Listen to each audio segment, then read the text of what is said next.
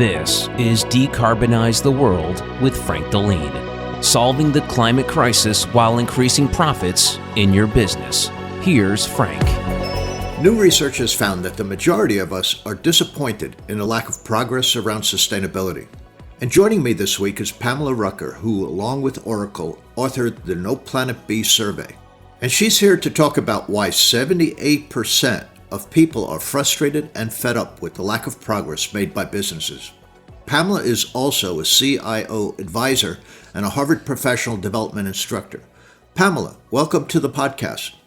Thank you for having me. So before we get into your research, let's step back for a moment and talk about your work. For over 25 years, you've helped executives understand their business drivers and to develop solutions that increase their bottom line. When did sustainability become a big part of your work? Oh, wow. So I have been interested in this topic for quite a while now, probably since I was a child. And the reason for that is when I was young, my mother would send me to these Saturday morning math and science programs so that she could keep my mind busy. So while everyone else was in bed and thinking about the cartoons that they were going to watch, I was that person that was over at the Math and Science Center taking classes on meteorology and pharmacology and computer science.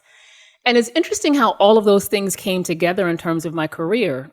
So I was in Talented and Gifted, and when I was young, that's where I first fell in love with computers. So it just seemed like a natural fit. Then when we started to talk about the impact of the way that we live on our planet, or the ideas about what computers could do, that the marriage of those two things would be interesting to me.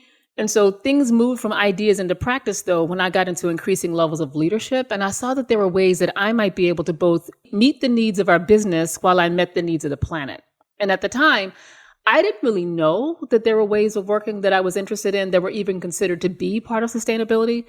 It was only when I learned about the triple bottom line and I realized that there was a framework for how people, profit, and planet all work together in a symbiotic way to impact overall sustainability that I realized that there were other people out there that really had been thinking about this for a long time. And it wasn't hard to see that for years, profit had been benefiting in that relationship at the expense of people and planet. So I would say I've been talking about it publicly and professionally for almost 15 years now. Excellent. You've provided executive education for numerous Fortune 500 firms. Behind closed doors, do these execs understand the gravity of climate change? I think a lot of them do. Many years ago, I would get questions about whether climate change was true and whether it was just a bunch of tree huggers trying to force their hand and make them do something that they didn't want to do. But that's not the case anymore. A lot of people that I've been working with have had to operate their businesses in places with extreme weather conditions like hurricanes or floods or fires or drought, you name it. And it has really started to impact their bottom line in ways that they can't ignore. So we might see that showing up in ways of loss of life or loss of property or loss of customers or loss of partners even. And this just isn't something that they're watching happen to other people on TV anymore. The challenge comes in, though, in which priorities they respond to the most, right? So when I talk to them, the problem seems to lie in the fact that even though they know that they have to work with speed and agility, a lot of times it doesn't really seem like they can really do two things at once. And this is true whether it's been a company that I've worked with as an employee or companies I've worked with as an advisor. They feel a lot of pressure to succeed and to respond to Wall Street, to get new customers, to work faster, to work quicker, to work harder than anybody else as they do that. So they are just busy with activity after activity after activity. And that has caused them to burn through money and to burn through resources, to burn through the environment and burn through their people at a rate that just can't be maintained. And that's the idea that I try to convey when I speak to companies, that sustainability is not just about sustainability of the planet. It's about sustainability of your people and sustainability of your profit too, because they all work together in a way that says that, look, if you don't get this right, you won't have competitive advantage in the future because you would have lost all of those things that allow you to have it in the first place. So I do think that you might come across the occasional board leader that might want to ignore their responsibility around the topic. But in my experience, I've seen a lot of people changing their attitude about this purely because they realize now that it's no longer a planet play, it's a profit play. And a lot of times, though, just being asked to do something different is overwhelming because the thought of that idea that you're going to have to go through these manual processes and you're going to have to find these difficult ways to get through to your partners and your products and have ways to track data that you don't know where it's coming from or ways to integrate data that's coming in from everywhere. All of that makes you feel like that's totally overwhelming. And if you don't have to do those things, it really might just become a thing a leader can put on a long list of priorities, and it'll always get pushed to the bottom.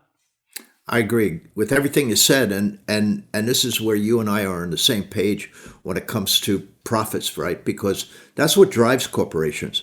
And we're seeing, just recently with the SEC and public corporations, where the SEC is requiring these companies to report, issues with climate change.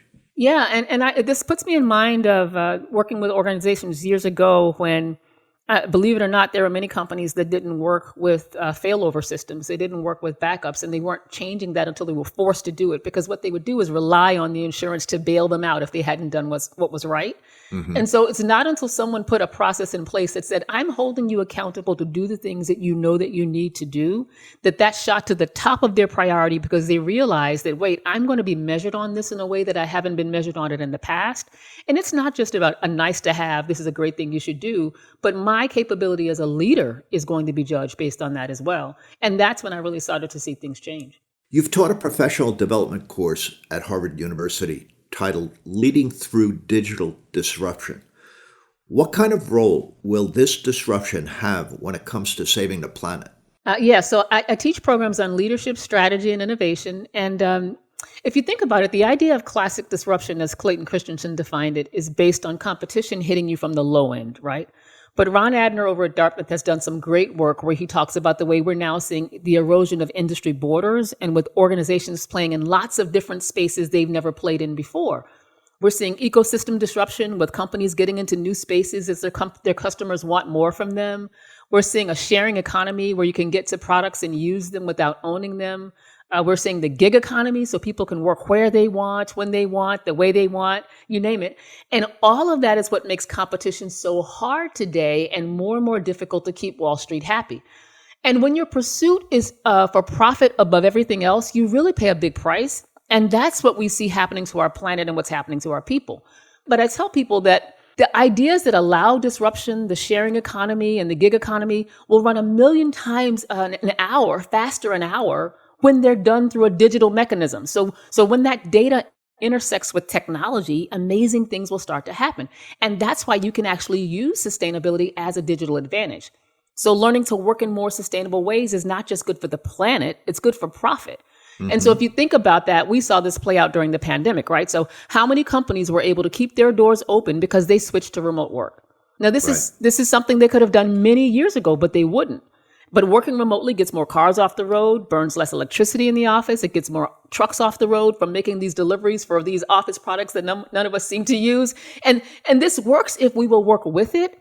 And with the advancement of technology, we're getting way more efficient ways of working that go far beyond the gains you would get if you just let people work from home.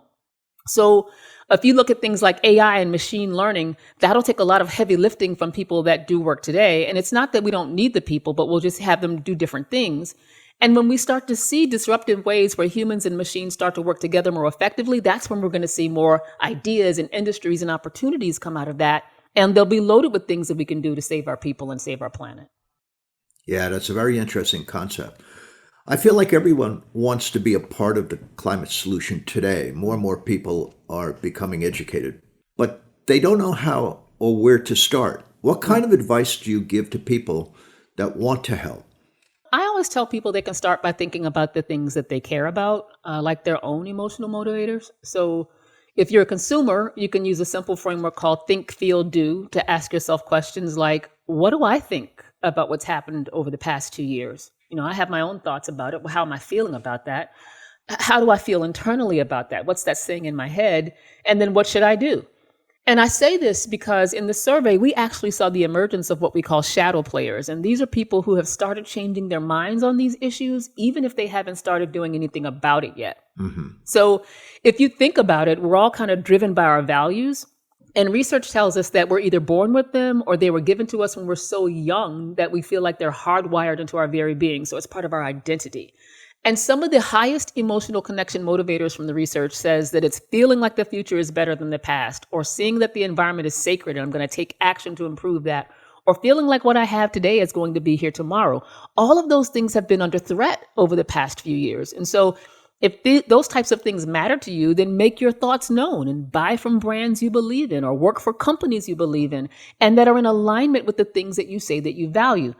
But on the business side, you need to listen to your customers and listen to your employees and understand the emotions that are driving them, because all of your competitive advantage depends on who you can hire and your profit depends on who you can sell to. So you really want to be emotionally connected to them with those motivators that I talked about so that they'll have a reason to stick with you, and then get better at keeping your promises to them. Be the company that you said you are, both inside and out. Track your progress, prove your value, and prove it to people that really care about it. After reading this study, and by the way, the data is fascinating to me. Whatever the business community is doing, it's not having an obvious impact on people. Talk to me about the 78% number. 78% are frustrated and fed up with the lack of progress made by businesses. Yeah. 78% of people said they were frustrated, and 4 out of 5 of them said, look, a lot of this is because of the things they've been seeing happen over the last 2 years. They look at the pandemic, they look at racial injustice, they look at political unrest, they look at extreme weather. And all of this has put things into perspective for them. And it's caused at least 1 out of 4 of them to change what they're doing about those problems. And they said they're committing their lives to sustainability and social causes. Now, in order to talk about why things might be kind of playing out that way, I want to talk a little bit about what's been happening with businesses and people. So on the business side, we've seen leadership imperatives shifting, right? So it used to be speed and agility and growth and profit. But now speed and agility are table stakes. Everybody knows you have to do that. And so it's moving more to growth and profit and then trust and value. And we're in this age of the consumer where we have these increasingly powerful customers, and they're trying to fulfill these functional and emotional jobs that they have going on every day. And so when they hire you, as Christensen would say, they're hiring you to do a job for them. And most people just compete on those functional jobs. But there's new research on this science of customer emotions that tells us that customers can be satisfied with organizations, but they don't feel connected to them. And so having this emotional connection makes you feel like you're more valuable to the people that you're selling to. And emotional connection will give people a sticky reason to stay with you. Now, if you think about it, just like identities that people have, organizations have identities too. And more research tells us that increasing your value with your customer makes that customer willing to pay you more, and your employees willing to work for you for less. And that's going to help you get more growth and profit.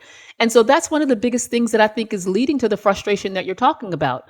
This interest that we see people having in ESG is leading a lot of people to be frustrated that they don't see enough progress. And if you don't figure out that people are thinking about that work for you and that are buying from you, you'll go out of business. And it's true for both B2C and B2B, because these emerging leaders that we're seeing are pre-wired for ESG.